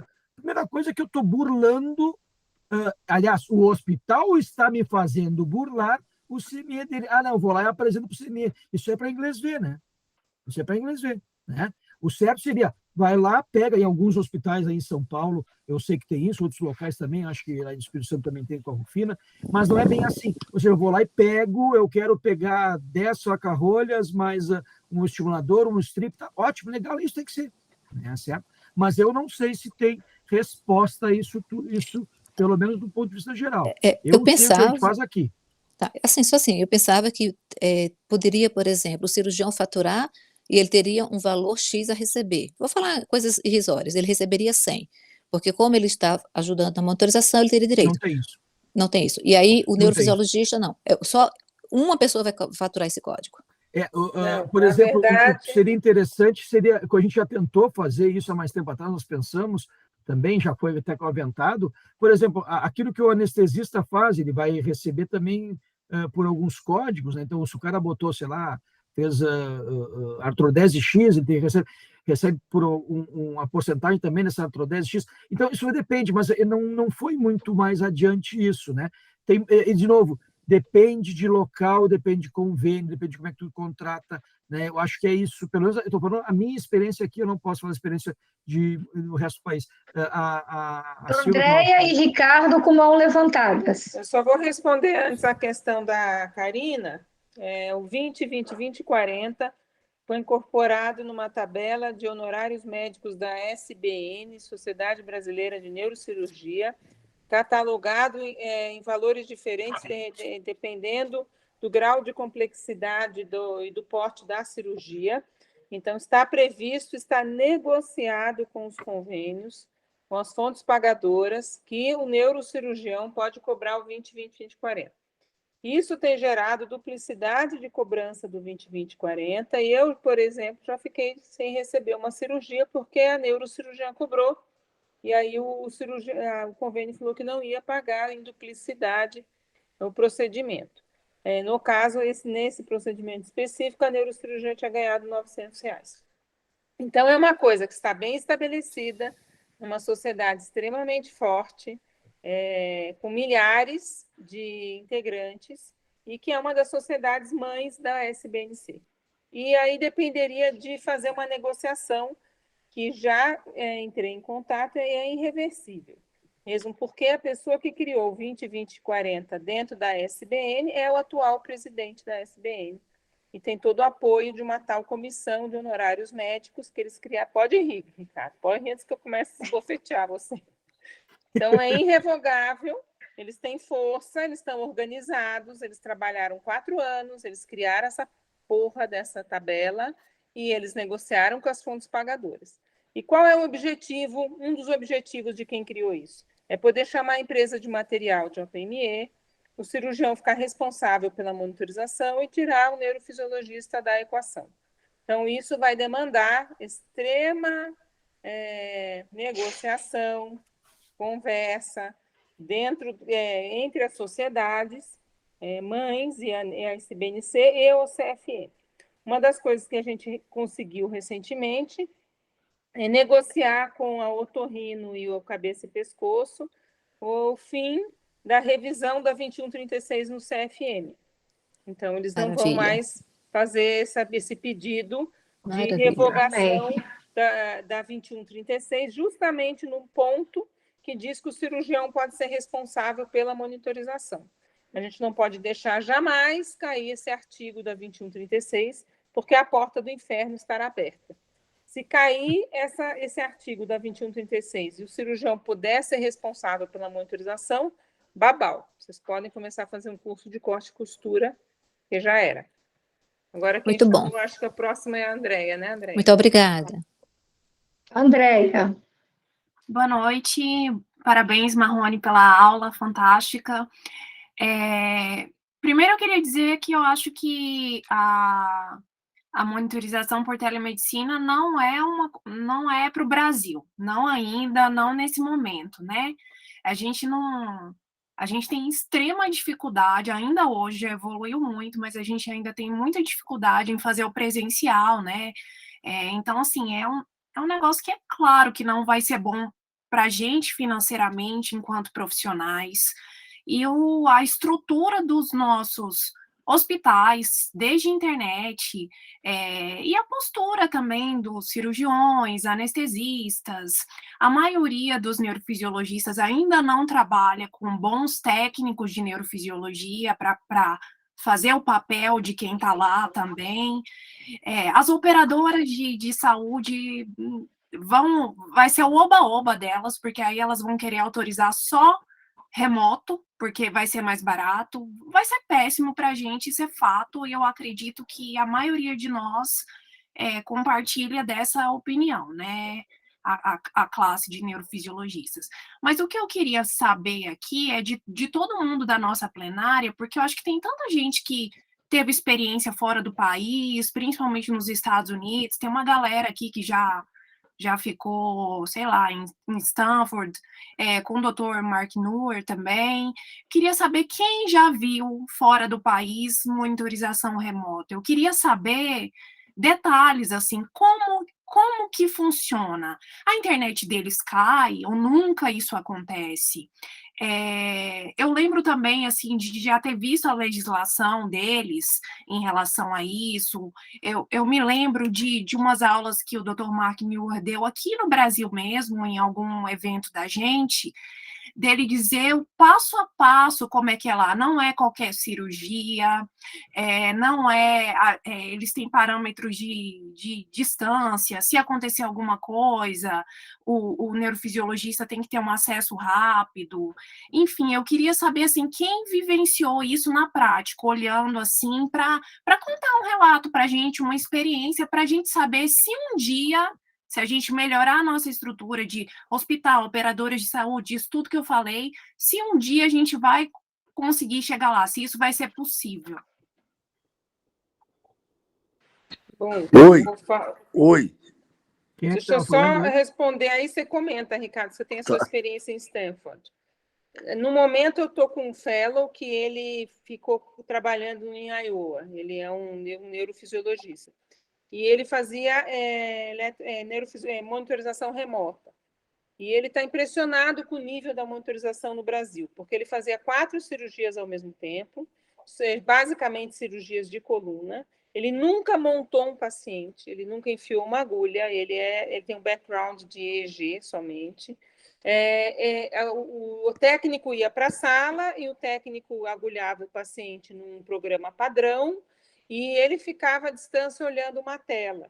E o que o técnico fazia o tempo todo? Ele fazia eletromio contínuo e potencial evocado contínuo o tempo todo. Então, era somatosensitivo e o EMIO contínuo durante as 3, 4 horas de cirurgia.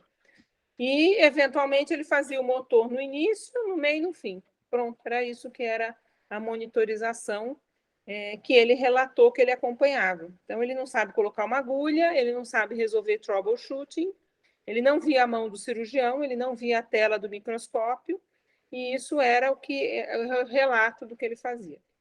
Então, uma informação bem fresquinha. Pode dar a sua opinião aí, Ricardo. Primeiro, boa noite para vocês. E eu assisti a aula, tive que só escutar, porque eu estava numa cirurgia lá. Eu acho que nós temos... Eu não fiz remoto, cara. Eu não sei se eu estava afim. Na verdade, assim, eu não sei se a gente tem tempo, até porque é uma merda, a gente está sempre correndo. Mas essa aula aqui, ela é uma discussão bastante grande. Ó, Eu vou separar alguns tópicos que me vêm na cabeça. Primeiro, esse que a Andréa levantou, que eu vou falar por último, que é o remoto. O segundo é usar ainda hoje em dia a OPME, que é a maior arma, que na verdade é o seguinte, quando a gente começou a fazer monitoração, a gente não sabia quem ia nos pagar, e os cirurgiões trouxeram as empresas de material para nos ajudar, barra aspas aí, para nos ajudar pagando. E depois eles começaram a comprar 3 vezes mais do que nos pagavam. E ainda o cirurgião ganhando uma parte. Então, assim, a OPME, eu já descobri ela há muito tempo como ela é o câncer nosso. Eu posso ter uma relação com o hospital, eu posso ter uma relação com o convênio. Agora que eu tiver a relação com a OPME, e a gente sabe que essa história também começou lá atrás, para a gente se defender, montar kits com algum tipo de empresa de material, de fornecedor de agulha ou não sei o que era uma maneira de embutir um preço do neurofisiologista no kit.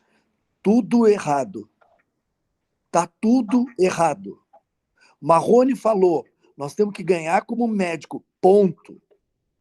Assim como ganha o anestesista, ponto. Não é com kit da puta que pariu, não é com essa merda que a gente tem que ganhar. Tem que esquecer isso aí.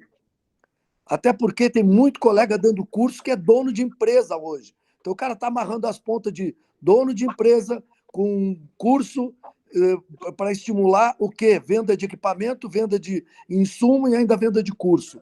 Então é o seguinte, nós estamos no meio de uma putaria. Estou sendo bem honesto com todo mundo aqui, não tem nenhum menor de idade aqui. Então, assim, estamos no meio de uma putaria institucionalizada. Então, nós temos que dar um jeito nisso. Para começar, não tentem se afastar da OPME. Alguns que estão mais tentam se afastar devagarinho e vão saindo. Nós temos que ganhar como profissionais. Ou nós somos profissionais ou não somos. Primeira coisa. Segunda coisa, vocês acham que o cara vai querer fazer um remoto num plexo da Rufina? Numa cirurgia awake da Silvia? De jeito nenhum. Eles todos estão atrás de dizer que uma cirurgia lombosacra é simples. É ridículo. Eles estão transformando uma cirurgia lombosacra em colocar parafuso. É ridículo. E é por essa porta que estão entrando. É por essa porta que é mais fácil fazer o remoto. E é por essa porta que eles vão se dar mal se nós formos para as especialidades comuns a nossos cirurgiões e explicar para eles, vem cá, os caras estão chamando vocês que você só coloca o parafuso. Entendeu? Eu estava louco que um dia acabasse os parafusos, que era para simplesmente esses caras não quererem entrar, porque só pode entrar por essa porta. Nós temos que barrar Pedigard, a gente tem que barrar qualquer tipo de coisa, tentar barrar qualquer tipo de coisa que envolva isso. E se a gente estiver dentro da porta da UPME, se nós estamos, por que eles não podem entrar? Então, eu acho isso. Quem faz eletromiografia aqui sabe, quem sustenta a tua família é aquela neuropatia super específica que aparece uma vez a cada 20 anos no teu consultório, ou é a síndrome do túnel do carpo? Ou é a radiculopatia lombar? Então, o que tu acha que sustenta a vida de todos que estão aqui nessa sala? São as cirurgias de coluna. Ponto. Pode-se fazer mais crânio, pode-se fazer menos crânio, pode-se fazer mais plexo, mais nervo periférico, mais endometriose, mas o que sustenta a nossa família são a cirurgia de coluna. Se nós abrirmos mão dessa história da monitoração de mapeamento, que é só o parafuso lá colocado, é ridículo. Nós estamos abrindo uma porta ridícula.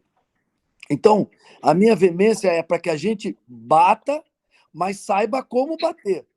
O que eu faço, e eu acho que parte de vocês também faz, mas não todos, é ensinar o cirurgião, é orientar o cirurgião, é mostrar as ferramentas que ele tem. Tu vai fazer uma microdissectomia, pô, não tem vez para uma monitoração multimodal? Tem, e faz diferença. Mostra isso e não tem um parafuso. Tu faz uma cifoplastia, que tu vai botar cimento numa vértebra, que pode vazar o cimento para dentro do canal ou por cima de uma raiz. Não tem importância a monitoração? Tem que ensinar para o cara. Então, nós estamos nos prendendo nas leis, nas regras, eu acho justo, e a aula do Marrone foi maravilhosa, só que a gente tem que partir para ensinar o cirurgião e dizer para eles que essa história que estão dizendo que a parte mais difícil da vida deles é botar um parafuso. Estão chamando eles de idiotas. E, para te responder, Andréia, nós fazemos a melhor monitoração multimodal do mundo. Eu só te diria que talvez a gente empate com a Espanha, que o pessoal é sério pra cacete. Aqui nós instituímos a monitoração multimodal lá desde 2001, com a entrada do potencial motor, e, gente, nós fazemos bem para um cacete. O nosso protocolo não perde de jeito nenhum para nenhuma universidade americana, sem medo de errar. Passei por visita por um monte deles, sem medo de errar. Outra, o que é um monitorador nos Estados Unidos? É um técnico socado num canto de uma sala que ninguém dá bola para ele, porque não tem intercomunicação. Por que não tem? Porque ele está lá pelo problema legal. Se tiver alguma coisa naquela cirurgia, o cirurgião não ganha seu seguro para se defender porque ele não tinha monitoração. Então, não sabe, assim, ó, eu estou sem carteira, porque eu estou sem carteira de habilitação, eu vou, bato e mato um. Olha, tu tinha licença? Não tinha, estava revogada, eu perdi porque não sei o quê. É a mesma coisa. Eles lá não têm a mesma visão que nós temos da monitoração. Não tem. E olha que a gente se dá com gente boa pra cacete. E não fazem um protocolo tão completo como nós fazemos. Não fazem. Lamento. Lamento, não fazem. Só para contribuir um pouquinho, Ricardo. Não, desculpa, eu fico puto, na verdade, com algumas coisas. E essas coisas não é com nenhum de vocês, é com a situação em si que a gente está vivenciando. É de um ridículo tão grande, o negócio que está se estabelecendo por aí, que eu falei hoje com uma Marrone de tarde, o simples queda de um Wi-Fi. Oi, e aí? Faz o quê? Só para corroborar aquilo que o Ricardo está falando, todo mundo está falando também, Andréia. Por exemplo, quando a gente foi lá para a Holanda, lá, aqueles protocolos deles, né? Bacana, legal, poxa, Journey, pelo amor de Deus, aquele compridão lá, inteligente pra cacete. Cara, tu olhava assim, ó, onde é que entrava o motor ali numa coluna, sabe? Numa escoliose, onde é que entrava o motor? O Ricardo que ensinou o pessoal de Stanford a fazer MAP, né, Ricardo? Né? Outra coisa também, eu tenho um grande amigo meu aqui, o Asdrubal Falavinha, que agora ele é o CEO, digamos, da AO Spine, né, aqui de Caxias do Sul. O cara ele sempre diz assim, ó, brincando comigo, Marrone, a monitorização não serve para nada, pelo menos eu posso dizer para o Lenk que eu tenho uma monitorização, um neurofisiologista da sala, é isso que ele quer, né? Então eu cheguei, obrigado pela parte que me toca, para ele, gringo desgraçado. Mas assim, ó, ou seja, o Lenk quer o cara dentro da sala. O Marrone, e mais uma coisa que a gente não pode esquecer, assim, toda a visita que eu recebo aqui, eu recebo muita visita de fora, muito cirurgião americano, europeu, não sei o quê, todos dizem, mas assim, é 100%. Eu nunca tive uma monitoração assim, não é que é feita por mim, não. Podia ser feito por qualquer um de vocês. Eu digo assim, nunca tive um protocolo desses, que alguém me dissesse assim, eu vou fazer um potencial motor, vou fazer não sei o quê. Não existe isso.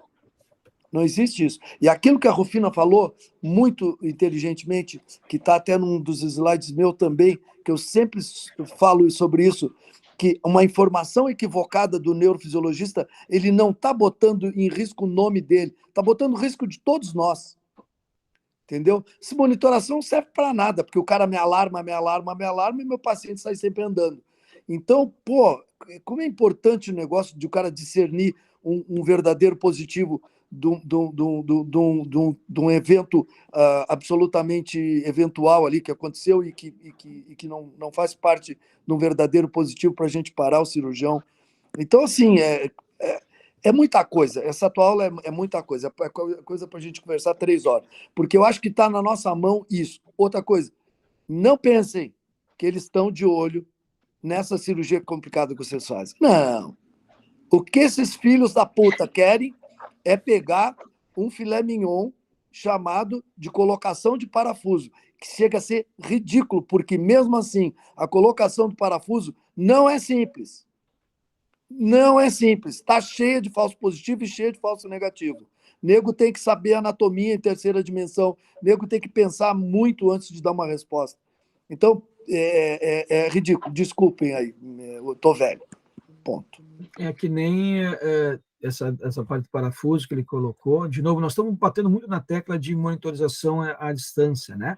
Ou com algum um instrumento que não é que pode, entre aspas, mapear, como, por exemplo, se já é extremamente angustiante fazer isso numa raiz, que dirá num feixe piramidal ali, né? Tirando tumores, chegando da cortical para subcortical. De novo, nós não estamos... se der um pé caído, é muito ruim. Né? Você não discute. Né? Se o cara ficar plégico, pior ainda, mas também é ruim. Né? Mas o que eu quis colocar nessa aula, basicamente, e obviamente que tem um monte de outras coisas, do ponto de vista até para o pessoal mais novo, né? Eu sacanei o meu fellow aqui, que eu brinquei com ele, que é o Seychelles, né, que na verdade as Ilhas Seychelles, não é o Seychelles, né, que é o Rafa, mas assim, só para o pessoal mais novo realmente poder se portar dentro. Dentro, não adianta ficar berrando, angustiado, mostrar aquela cara de angustiado. De novo, isso diminui a nossa monitorização, porque a gente alarma errado, que nem a Rufina, que nem o Ricardo falou, né? Isso, só que junto com tudo isso que nós estamos colocando, primeira coisa, o conhecimento técnico. Nós temos que ter conhecimento técnico. Não te arvora a fazer uma coisa que tu não sabe, né? Obviamente que tem um monte de gente que faz isso. Tem cursos aí que fazem 10 monitorizações por ano e aí tá feito o curso. Não dá, né? É complicado, né? E aí também a comunicação dentro, vamos aprender a se comunicar. E aprendendo a se comunicar é exatamente aquilo que o Ricardo falou, aquilo que eu coloquei lá em cima. Antes, durante e depois. Entre outras coisas, educação, orientação, né, dos colegas. Desculpa, Rufina. Eu queria Posso só falar uma coisa da defesa profissional, Rufina? Que essa aula tem tudo a ver com a defesa. Outros colegas também que quiserem, por favor, né? A defesa profissional não sou só eu, e tem várias pessoas na defesa profissional, mas, independente disso, não pode ser só a SBNC responsável pela defesa profissional. Todos nós temos que ser fiscais e temos que fazer denúncia, e essa denúncia tem que chegar com nome e sobrenome na SBNC para que a gente possa fazer alguma coisa. Às vezes, a gente pode simplesmente orientar quais são as notas técnicas que já estão prontas, que vocês podem levar para o coordenador do centro cirúrgico ou para o diretor médico do hospital. Isso resolve, porque isso já resolveu para mim muitas situações de banir gente que vai lá, manda o técnico e não aparece no centro cirúrgico. E é o técnico que faz a cirurgia, entre outras irregularidades. Então, vocês têm que denunciar, vocês têm que fiscalizar a sala vizinha, e vocês podem pedir uma opinião para a defesa profissional, vocês podem fazer uma denúncia para a defesa profissional, mas sem denúncia do sócio, a gente não faz nada. E o silêncio, ele é bom para o bandido. Os bons ficam fazendo churrascão na laje e reclamando que você viu aquele lá que faz errado, que manda o técnico, que fez curso de final de semana, que não deixa laudo no prontuário, mas na laje não vai resolver nada. Essa denúncia tem que chegar na defesa profissional e vocês têm que ir, que nem um trabalho de formiguinha, tem que ir no seu diretor, no diretor técnico do hospital, no diretor médico do hospital, com as notas técnicas que já estão todas prontas. E a nota técnica de coluna do pé de gato foi feita brilhantemente pela equipe do Ricardo, está disponível no site, todas as nossas notas técnicas são extremamente baseadas na literatura. Desculpa te interromper, Rufina. Parabéns aí pela aula, Marrone. Rapidinho, só para responder a Andréia, pena que o Ricardo saiu. Quando eu terminei, né, meu fellow com o Ricardo, eu queria de todo jeito ir para Stanford. E eu queria Ricardo. E assim, a experiência foi ótima, eu acho que assim, porque é um centro que é comprometido com o ensino. Então, assim, o que é fantástico lá? O neurofisiologista tem um cartão, assim, uma carta que ele preenche, uma ficha, e ele recebe assim, potencial evocado somato sensitivo vezes 4 vezes o número de horas. Potencial evocado motor vezes 4 vezes o número de horas. potencial auditivo, se for o caso, bera, vezes 2 lá, o código vezes o número de horas. Então, eu ficava encantada com aquilo, não se preocupava em absolutamente nada, a obrigação dele era só anotar a hora que ele começou os baselines e a hora que ele finalizou e fazer a conta dos códigos vezes o número de horas. Eletrodo, estimulador, isso aí não era preocupação dele como é a nossa aqui. Agora, em Stanford, eu fiquei, né, já tenho alguns anos, mas na época eram 3 neurofisiologistas no bloco cirúrgico e assim, o técnico, ele colocava o agulhamento simples, mas quando precisava agulhar extrínsecos oculares, doutor Jaime é que agulhava, ou a doutora Leslie, quando ia colocar o strip, posicionar o strip, o neurofisiologista estava em loco. Quando ia começar a estimular o facial, no neurinoma, o neurofisiologista estava em loco. O técnico, ele atuava, mas, assim, tinha uma dinâmica que, às vezes, o neurofisiologista ficava em 2 ou 3 salas acompanhando os momentos mais críticos, na hora de clipar um aneurisma. Lá, uma coisa que me chamou a atenção, o laboratório de endovascular deles tinha 5 casos, só no Cath Lab, na endovascular. E na hora de fazer o teste da embolização, chamava o neurofisiologista para checar se o eletro tinha ficado assimétrico com o hemisfério em relação ao outro. Agora, lembrando que o Dr. Jaime, o chefe, na época era o chefe, ainda continua, né, a cabeça do serviço, né, ele e a doutora Glória Galloway, eles são contra monitoração remota, né? A Galloway, a gente leu vários artigos dela, ela é muito contundente, ela é da ACNS, do board da ACNS, ela aplica as provas, né, do board, e ela é da Universidade Estadual de Ohio. Então, é um grupo que eles são contra a monitoração remota. Eles não brigam mais porque, assim como o Brasil, é um país continental com a demanda imensa e eles não têm centros formadores, como aqui também a gente não tem. Por isso que eles não podem bater tão de frente com essa questão do remoto, né? E o lance do Jaime lá funciona muito bem. O Jaime, quero te dizer que é uma das pessoas mais sérias que eu conheço. O lance do Jaime funciona bem porque ele tem lá agora 4 neurofisiologistas, como tu disseste, e tem 8 técnicos. E ele está na supervisão disso. E assim, uma coisa é tu tá com toda a tua equipe lá dentro, como tu disseste, com os neurofisiologistas no centro cirúrgico, e num país que te permite, por lei, pegar um PhD formado em 4 anos de uma faculdade e colocar numa sala. Nós não estamos falando que isso tem aqui no Brasil. Primeiro, tem um curso específico de 4 anos lá. Quando o cara sai com aquele título de PhD deles, é por isso. E aí, quer dizer, o cara defendeu tese também, óbvio, mas sim. E aí, como no país permite isso, eles usam lá, mas usam dessa maneira, quase que 1 para cada 2 técnicos.